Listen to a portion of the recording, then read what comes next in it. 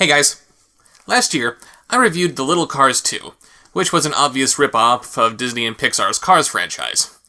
But because it was video Brinquedo, of course that means it had to suck in every way imaginable. But would you believe that there is a Cars rip-off that is actually worse than The Little Cars 2? That's where Sparkplug Entertainment comes in. You all remember Sparkplug, don't you? They're the same bunch of hacks who brought us Spider's Web, A Pig's Tale, an accurate simulation of what happens when you mix crack and heroin into a keg of Red Bull. And today we're going to be looking at another byproduct of their drug-fueled insanity, A Car's Life, Sparky's Big Adventure, as opposed to A Car's Life on Stranger Tides. Our movie begins in a harsh, barren desert, no doubt a symbol for how much this movie has to offer us.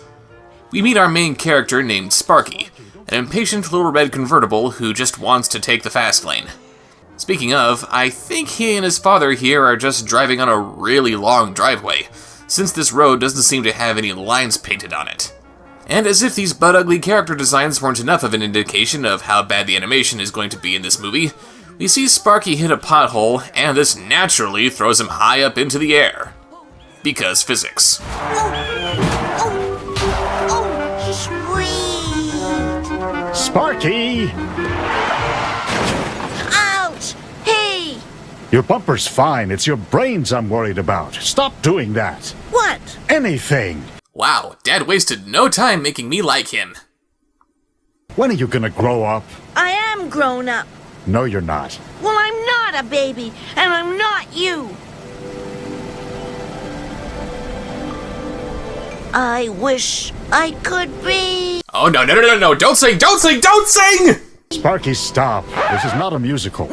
Oh, thank you, Dad. Can we focus on you for the rest of the movie? Sparky speeds off, in the opposite direction of where they were going, and he jumps off of a makeshift ramp and drives through some cacti.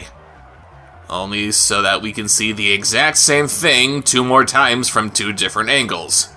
How much padding do you need in a movie that's only 45 minutes long? They eventually get pulled over by a cop car, and he gives Dad a ticket for speeding, and Sparky is let off with just a warning. Do all cop cars come with robot arms to hand out tickets? $100! This ticket is your fault, and you're paying for it. Not the whole thing. I'll pay half. Fine. And I just lost all respect for you. Apparently this guy takes his parenting tips from the Alpha and Omega movies. So they get back on their way, while still driving in the opposite direction they started going. And if Sparky won't listen to his dad, he thinks it might be a good idea to visit Sparky's cousin, Piston. And because this Piston guy is said to have been very wise, naturally he'd do anything to get out of this movie. Where's the rest of Piston? This hubcap is all they found. Don't know what happened to the rest. Then how do you know that he's even dead? And if this is all they could find of him, why didn't they actually bury it in his grave? For that matter, why did they mark his grave in the middle of nowhere instead of putting his few remains in a real cemetery? Nice job honoring his memory there, guys. Of course, if Diesel had reported it when your cousin first went missing, things might have turned out differently. Piston's wife, Diesel? Piston's girlfriend, Diesel. I never figured out what your cousin saw in that old bucket of bolts. Uh-oh, it's getting late.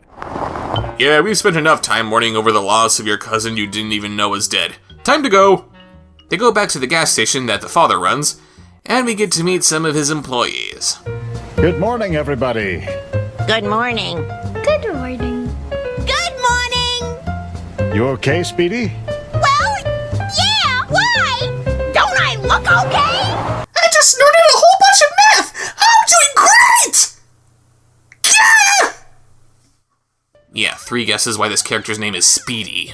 Good morning, Gracie. Good morning, Sparky. You're so funny. Good morning, Gracie. Gracie, stop encouraging your brother. Why can't you be serious, like Julia? Good morning. Hi, Julia. I hope you don't mind the fact that your presence in this movie is completely pointless. Anyway, we learn that the father wants Sparky to take over the gas station one day, and it's pretty obvious that he's scraping the bottom of the barrel here if this kid is the best that he could find. Good morning, Gracie. Good morning, Gracie. Sparky! Have you ordered the hoses yet? Not yet. Well, order them. Oh, Hoses, hoses, hoses. Hoses. Sparky, shut up! Daddy almost said shut up. No, Daddy almost said... Shut the door! No, you need to tell them to shut up. Someone's got to do it besides me. Sparky goes into the car wash for a bath, and we then meet a Hummer who sounds like Joan Rivers for some reason. Hello? Some service? I need gas. What kind of gas? I'm not paying for high octane, so don't even start. Regular. You poor brave soul! What happened? Every time she talks, it's like scratching fingernails against my brain. The Hummer then tells them of how some little creatures stole all of her gas. Gas leeches. Gas leeches. Gas leeches! Gas leeches? The Hummer drives off in a huff after Speedy cleans her windshield with motor oil, because, again, she's completely blasted, and... oh, wait, I mean, the Hummer drives off after driving in circles for over a minute straight, where we see them just recycling the same animation over and over again. Yeah, she's driving around like this because she can't see, despite having no oil whatsoever covering her eyes. Or does she actually see out of her windshield, and those eyeballs are just cosmetic or something? Sparky comes out of the car wash and meets that Diesel chick, who is smoking a cigarette with one of her windshield wipers, making it look like it's strapped to her eyebrow. How is that supposed to get to her mouth? Sparky, you look like a hot rod. Really? Sure. All you need are some sporty decals, maybe a few accessories. She convinces Sparky to get himself all spruced up at a place called Auto Swag, and in typical dumbass fashion, he immediately goes there. Let's get started.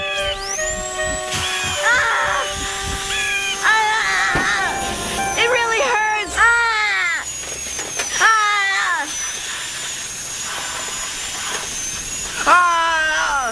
I remind you, this movie was written and directed by the guy who begged the question, What's the biggest thing someone has ever gotten stuck in their ass? I don't know what the answer is, but Sparky is fairly quickly finding out the answer himself.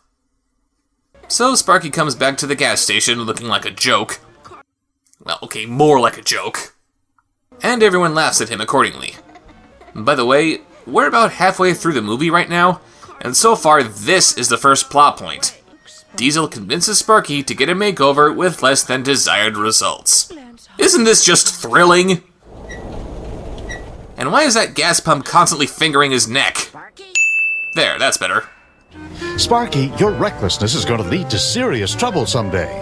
Dad, I need to find my own road. I make mistakes, but...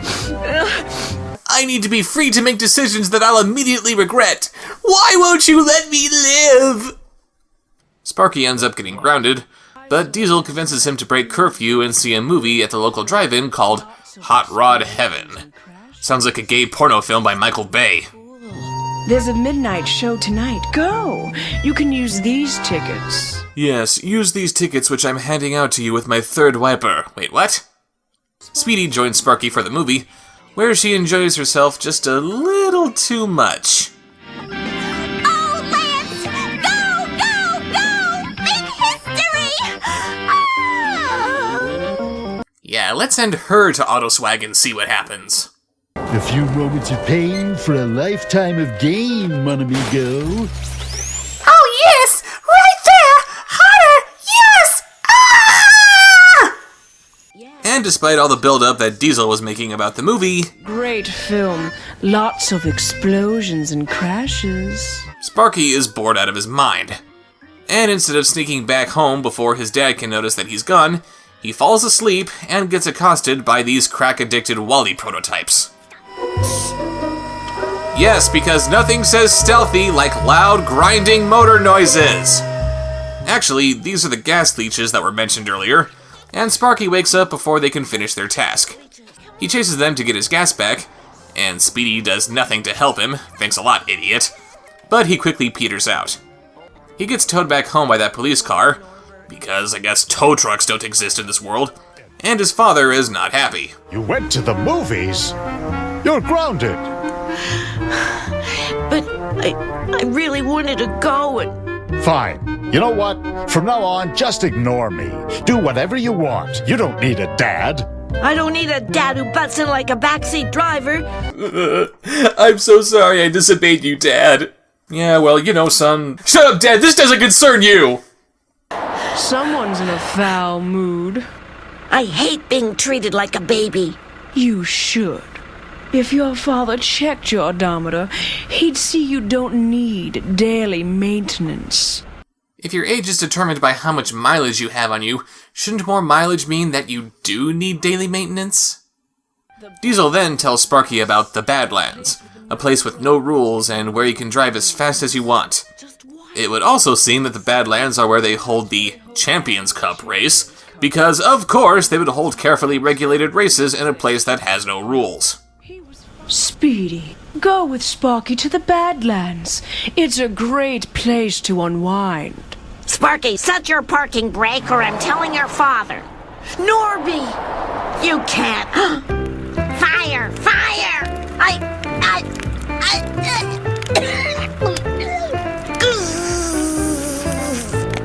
Yeah, because that's what happens when you light a gas pump on fire, right?